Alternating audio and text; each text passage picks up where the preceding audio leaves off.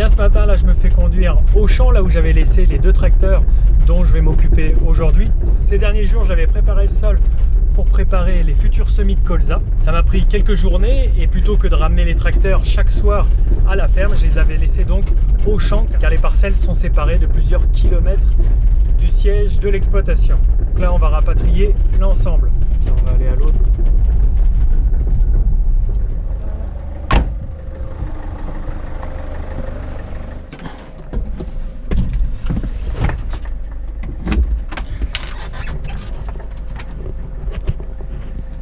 Mon chauffeur attend que je démarre bien le tracteur. On ne sait jamais s'il y a une panne qui puisse m'emmener à ce moment-là.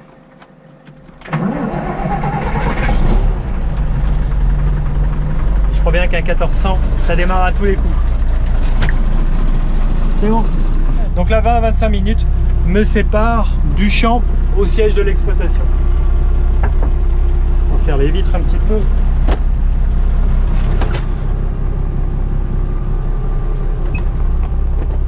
Ce qui est bien, c'est que pendant ce trajet, le tracteur et son huile moteur que je vais vidanger tout à l'heure vont avoir le temps de chauffer.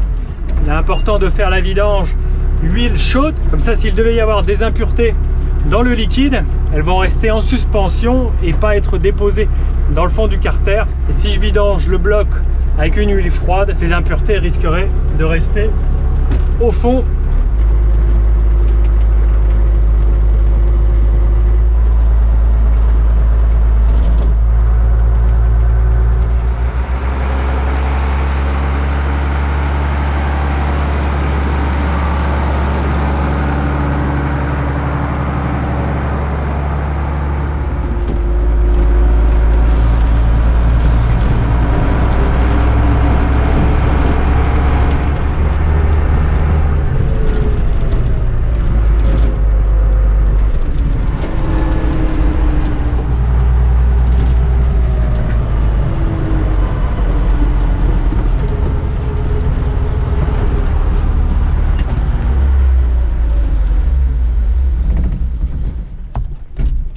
Voilà.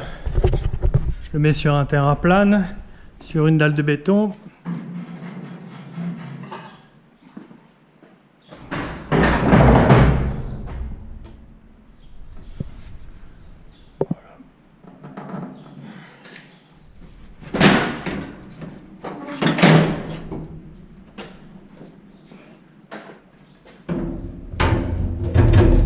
Voilà, donc là, en plus de l'huile, donc j'aurai le filtre à huile ici. Je note souvent dessus donc la date à laquelle je l'ai changé et le nombre d'heures affiché sur le compteur auquel je l'ai changé. Dès que l'on change l'huile moteur, on change aussi son filtre. Donc ça, ce nombre d'heures, cette date, je le tiens aussi ces données-là sur un tableur, sur mon ordinateur. Là, sur le compteur, j'ai bien 3101 heures. Donc j'ai dépassé d'1 heure. Bon, il y a différents colmatages de poussière, donc ça c'est des vapeurs d'huile sur lesquelles les poussières viennent se coller. Ça fait souvent ça quand c'est neuf. Je nettoie toujours autour du filtre, car quand je vais le démonter, je ne voudrais pas que des poussières rentrent un petit peu partout.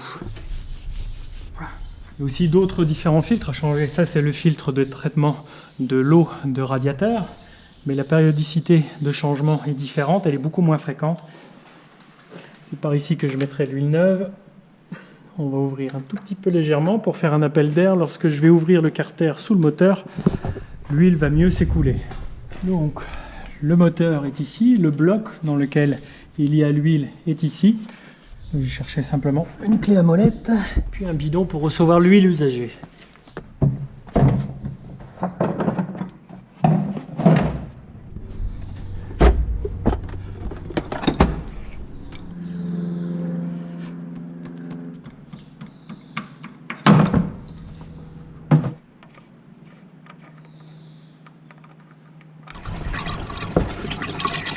Là, on va le laisser s'égoutter tranquillement. Maintenant, je vais m'occuper du filtre.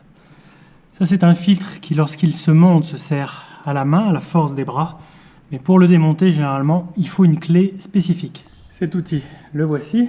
Donc, c'est une sangle métallique, mais ça peut être aussi une sangle ici en verre, une sangle en plastique. On va utiliser ça donc. Alors là, ça s'adapte à tous les filtres. Il n'y a plus qu'à dévisser dans le sens normal, inverse des aiguilles d'une montre.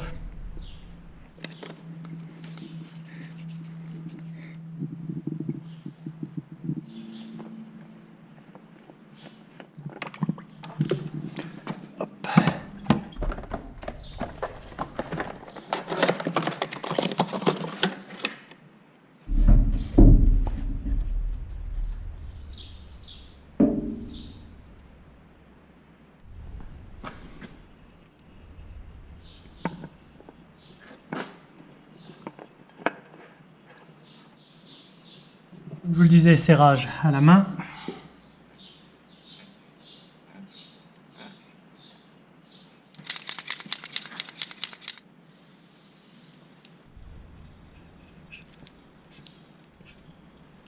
Je vais le laisser s'égoutter quelques moments. Pendant ce temps-là, je vais aller chercher l'autre tracteur. Hop, merci.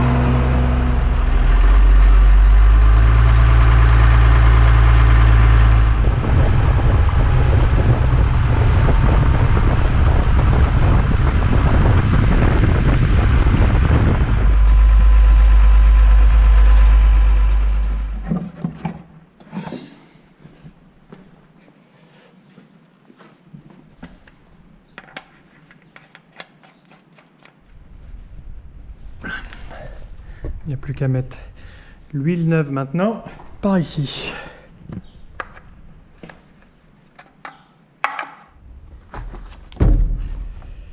Toutes les 100 heures, capacité d'huile 12 litres, 5.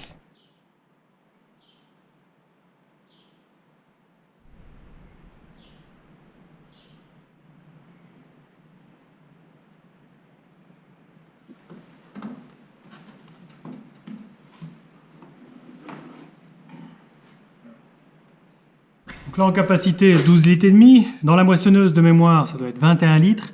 Et dans une voiture comme sur la 205 que nous avons, c'est à peu près là aussi de mémoire, entre 4 et 5 litres.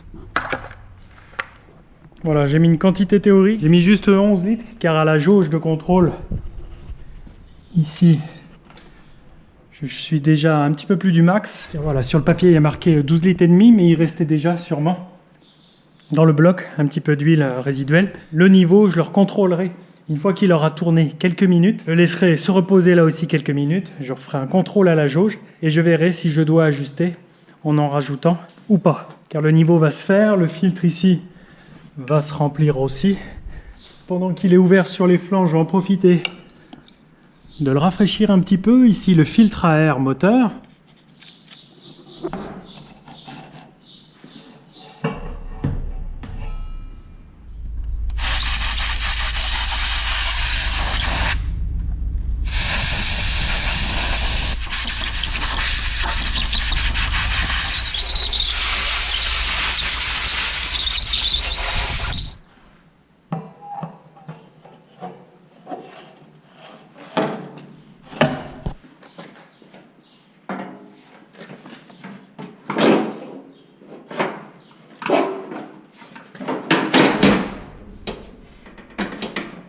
Enlever aussi là-dedans.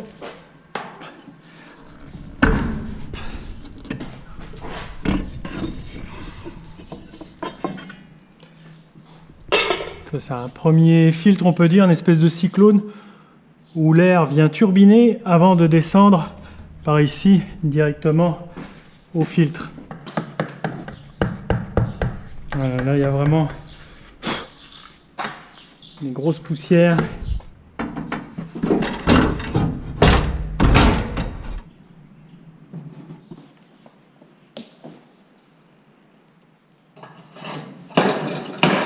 pour lui c'est fait.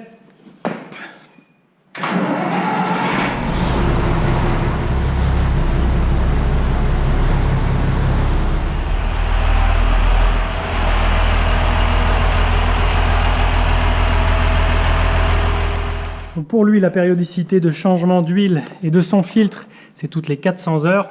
Donc le bouchon de vidange, c'est pareil, il est très accessible. Il est ici. Je vais ouvrir ici. C'est par ici qu'ira l'huile neuve. Tout à l'heure, sur l'autre tracteur, c'était sur le dessus. Là, c'est bien plus accessible sur le côté.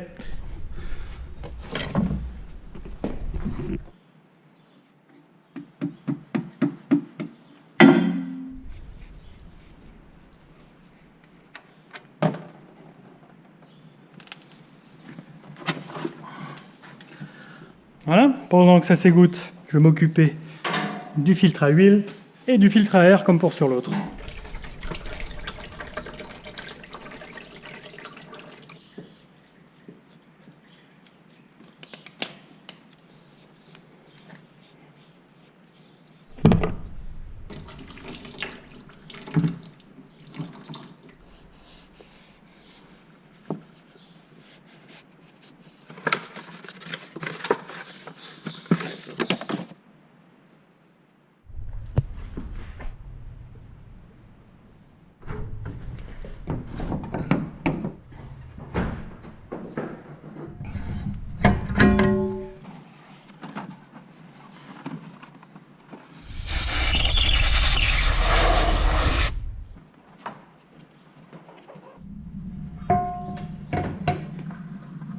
Pour lui, il en va beaucoup plus d'huile, il en va pas loin d'une vingtaine de litres.